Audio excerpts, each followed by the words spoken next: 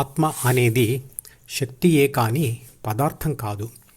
అలాగే ద్వితీయ మనసులో ఉన్న అహం లేదా నేను అనే భావం లేదా కాన్షియస్నెస్ కూడా ప్రాథమిక మనసును చదివిన ఆత్మశక్తి రాసిన రాతయే కాబట్టి అది కూడా శక్తితో కూడిన రాతయే.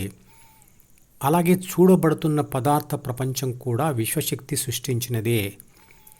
ఏబీసీ ప్రపంచాన్ని చూడడం అనే పని కూడా కాంతి శక్తి ప్రపంచ పదార్థం మీద పడి పరావర్తనం చెంది కంటిలో విద్యుత్ శక్తి మరియు రసాయన శక్తి సిగ్నల్స్గా మారి డీలోకి వచ్చిన తర్వాత జరుగుతుంది. అంటే అది అంతా శక్తి చేస్తున్న విన్యాసం. నేను విశ్వశక్తిని కాబట్టి చూసేది నేనే, చూడబడుతున్నది నేనే, చూడడం అనే పని కూడా నేనే, అంతా శక్తియే. గాఢ నిద్రలో ఉన్నప్పుడు ఆత్మ ప్రాథమిక మనసులోని శరీర రక్షణ, పోషణ, పునరుత్పత్తి బాధ్యతలకు సంబంధించిన జీన్స్ను చదవలేదు. కాబట్టి ద్వితీయ మనసులోని అహం మరియు డీలోని ఇతర సమాచారం మరియు కోరికలను చదవలేదు. కానీ BCDEలు అన్ని మినిమం లెవెల్లో పనిచేస్తూ ప్రపంచ సమాచారాన్ని అవసరమైనప్పుడు గ్రహించడానికి సిద్ధంగా ఉంటాయి. అందుకోసం ఆత్మశక్తి కొంత ఖర్చు అవుతూ పోతుంది. అదే సమయంలో ఆత్మశక్తి ప్రపంచంతో సంబంధం లేని మెదడులోని ఇతర పనులు చేస్తూ తిన్న ఆహారం నుండి తనకు కావలసిన శక్తిని పొందుతూ ఉంటుంది. అలా కొత్తగా చేరిన శక్తితో ఉదయమే నూతనత్వంతో ప్రపంచంతో సంధానమవుతుంది. సజీవ కణ లక్షణాలు ఏమిటి అంటే, 1.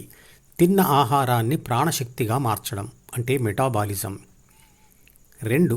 ఆహారమును శక్తిగా మార్చడం కోసం ఆక్సిజన్ను తీసుకోవడం మరియు CO2ను అంటే కార్బన్ డయాక్సైడ్ను విడిచిపెట్టడం అంటే రెస్పిరేషన్. 3. ఆహారాన్ని జీర్ణించుకోవడం డైజెషన్.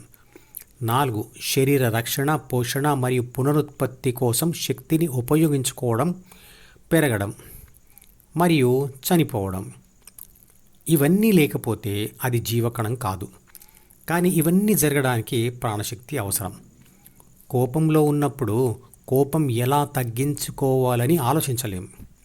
మరియు కోపం తగ్గిన తర్వాత కూడా ABC అంటే ప్రాపంచిక ఆత్మ డీకి అతుక్కొని ఉన్నప్పుడు డీలోని ఎంతో ప్రపంచ సమాచారం, కోరికలు, భావాలు, భావోద్వేగాల మధ్య ఉంటూ ఆలోచిస్తే ABC ధ్యాస స్థిరంగా ఉండలేక అప్పుడప్పుడు వాటిని కూడా చదువుతుంది. వాటన్నిటి ప్రభావంతో మానసిక ఒత్తిడి వచ్చి ఆ మానసిక ఒత్తిడితో సరి అయిన నిర్ణయం రాదు. ABC డీను వదిలిపెట్టి బయటకు వచ్చిన తర్వాతే మిగతా విషయాల ప్రభావం తగ్గుతుంది. అప్పుడు ABC ధ్యాసను స్థిరంగా ఒక విషయంపై మాత్రమే కేంద్రీకరించవచ్చు. ఒక సమస్యకు పరిష్కారం కోసం ఆలోచిస్తూ ఉన్నప్పుడు తేనెటీగలన్నీ కొడుతూ ఉంటే మీరు పరిష్కారం కనుక్కోగలరా? ముందు బాధించే చోటును వదలాలి కదా.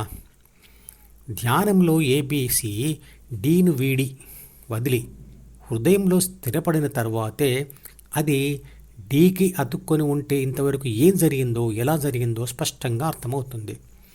న్యూరోసైన్స్ రీసెర్చ్లో ధ్యానం చేసిన వారిలో మెదడు నిర్మాణంతో మరియు మెదడు పనితీరులో మార్పు వస్తుంది అని తెలిసింది. ప్రాథమిక మనసును చదివిన ఆత్మ లేకుండా అహం అంటే నేను అనే భావం ఏర్పడదు. కానీ అహం లేదా నేను అనే భావం లేకుండా ఒంటరిగా ఆత్మ గాఢ నిద్ర స్థితిలో మరియు ధ్యానం ద్వారా హృదయంలో ఉండగలదు. సి అంటే నేను అనే భావం అంటే కాన్షియస్నెస్ అనేది ఆత్మ కాదు. ఇది ప్రాథమిక మనసును చదివిన ఆత్మ చేత సృష్టించబడిన ఫీలింగ్ మాత్రమే. అది డీలో రాయబడిన ఇతర కోరికల లాంటిదే. మెదడులో థాలమస్ అనే స్థలం డీలో ఉంటుంది అని మరియు దానిని మనోఫలకం అని అనుకుందాం. దాని మీదకు 5 జ్ఞానేంద్రియాల సమాచారం చేరుతుంది. ప్రాపంచిక ఆత్మ వాటిని చదివే నిర్ణయాలు తీసుకుంటుంది. గాఢ నిద్రలో అహంభావనను అంటే కాన్షియస్నెస్ను మరియు డీలను ABC తాత్కాలికంగా విడిచిపెట్టినా అవి వెంటనే నశించవు. అంటే న్యూరల్ కనెక్షన్స్ మధ్య ఉండే వంతెనలు ఎప్పుడూ కూలిపోవు. అంటే సైనాప్టిక్ ప్లాస్టిసిటీ 0 కాదు. అవి మెలకువలో మ్యాక్సిమం అంటే బలంగా ఉంటే గాఢ నిద్రలో మినిమం అంటే బలహీనంగా ఉంటాయి. డీలోని ఒక భావం విషయ సమాచారం మరియు ఒక కోరిక చాలా కాలం అసలే వాడకపోతే సైనాప్టిక్ ప్లాస్టిసిటీ మినిమం ఉంటుంది. వ్యసనంగా పదే పదే వాడుతూ ఉంటే మ్యాక్సిమం ఉంటుంది. గాఢ నిద్రలో ప్రాపంచిక సమాచారం లోపలికి క్లియర్గా లేని ఆ న్యూరాన్ రోడ్స్ మీద నుండి మెలకువలో వచ్చినంత స్పష్టంగా రాలేదు. అంటే మెదడు మినిమం లెవెల్లో పనిచేస్తూ ఉంటుంది. ఎందుకంటే తెల్లవారితే మళ్ళీ మెలకువలోనికి రావాలి కదా, అందువల్ల పూర్తిగా డెడ్ కాలేదు.